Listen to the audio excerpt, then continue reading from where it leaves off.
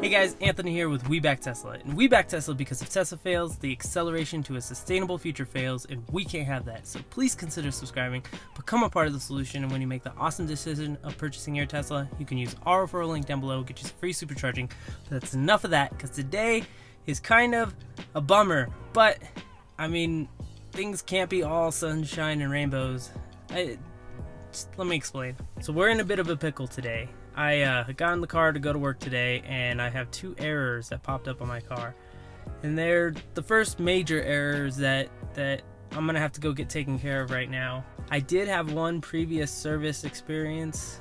I was getting an error about my blind spot detection being limited, and one of my cameras was malfunctioning or something, and a service guy came out to my work shortly after I got the car, and he recalibrated the cameras, and I haven't had an issue since. So my first experience was easy. It wasn't a big issue because the car still worked, autopilot still worked with that, and so I didn't really make a video on that one.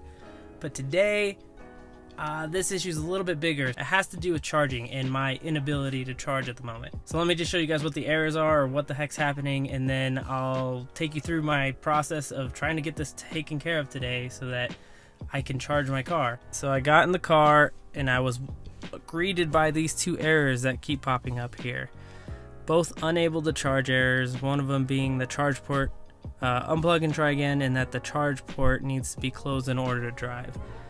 So one funny thing is that the charge port has been closed. I didn't charge my car last night, and that's what kind of shocked me, that I got this error this morning. So didn't charge last night, came to this error, and now my charge port actually won't open no matter what button I hit to try to open the charge port. Nothing. Even on the app or anything, the charge port's kind of stuck, even though it tells me something with the sensor thinks it's open. I don't really understand what's going on, but today we're gonna go to the service center and see if we can get this fixed. So I've packed up my laptop from work. I'm gonna head down there. It's about an hour drive, and I'm just gonna give them my car, and hopefully they can fix it. I'll do some work there while they do what they need to. The reason why I'm going down there is because I wasn't sure what to do at first. The previous time that I tried getting a hold of service for my first error that I talked about, it was like impossible to get a hold of the service center on the phone. It just rang and rang, and when I got to the voicemail, it said the voicemail was full, and that's been a constant issue that I hope Tesla starts to figure out. But there was an alternative, which was the online chat function on their website. That actually worked really well.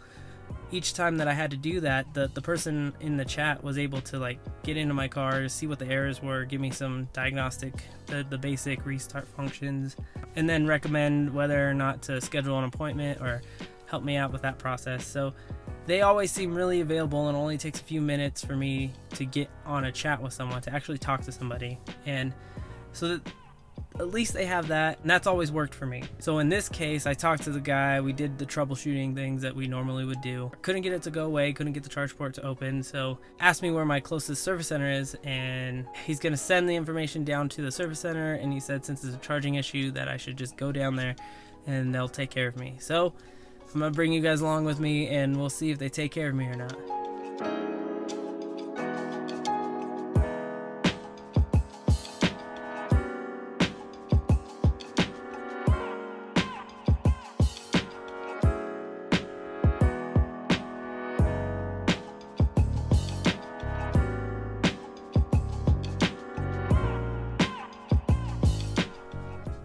Alright, made it to the service center. There's Ghost, and I'm in the waiting room here.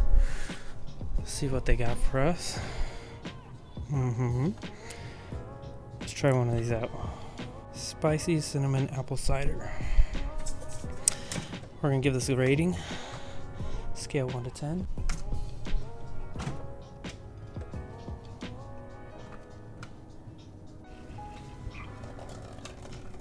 Oh god. Alright, so we're gonna try this out, but I'm already done. They're actually not gonna be able to solve the problem. Guys over there gonna get me a loaner vehicle, so we'll see what they give me. This hot cider, whatever this is, spicy cider, cinnamon, it's really good. 10 out of 10. Well, 9 out of 10. 10 out of 10's a little strong. I burnt my tongue, so 9 out of 10.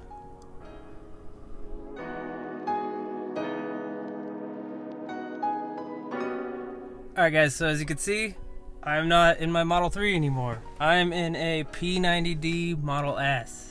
It's an older one, I have no idea what year. It has the old fascia, but I guess they just want to, everyone's on lunch, so they just wanted to get me home, and they're going to keep the car for a day or two or however long it takes. But I'm going to have to keep you guys posted. This P90D, actually, I was real curious about the jump seat. You remember the jump seats from the original Model S launch? You could get a 7-seat Model S.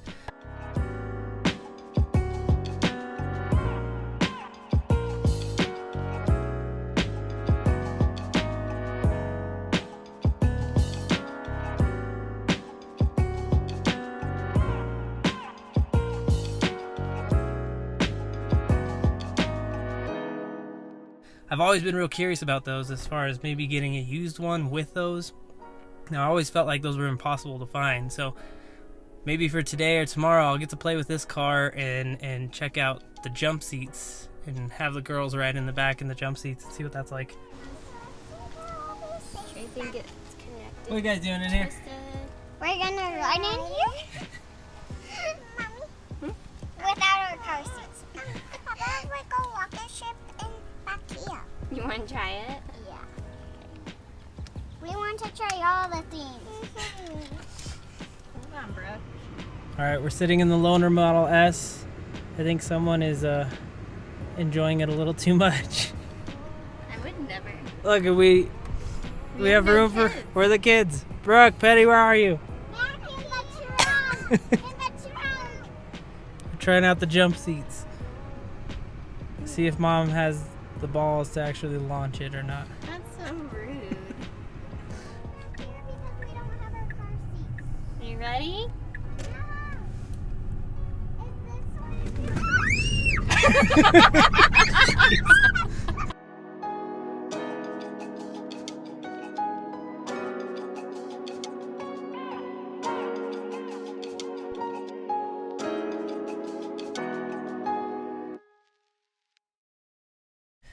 Well, yeah, so technically I can fit 7 people in this car, but I'm gonna get home and I'm gonna have to keep you guys posted in a future video to see what they say, what is wrong with the Model 3 and the charging port. And for now, I'm just gonna drive this Model S. But as always, you guys, thank you guys for watching. I hope that some of my other videos, I know this video is not very helpful, but at least you guys get to see my experience with the service center and having a more major problem with the car. I'm gonna have a follow-on video, so please subscribe, stay tuned for that. I've got a couple range videos planned for the Model 3 when I get it back. I might make a video on this loaner just to show you guys what they gave me, especially with those jump seats. And I'll be curious at how much faster this P90D is compared to my little standard range plus Model 3. It's probably a lot faster.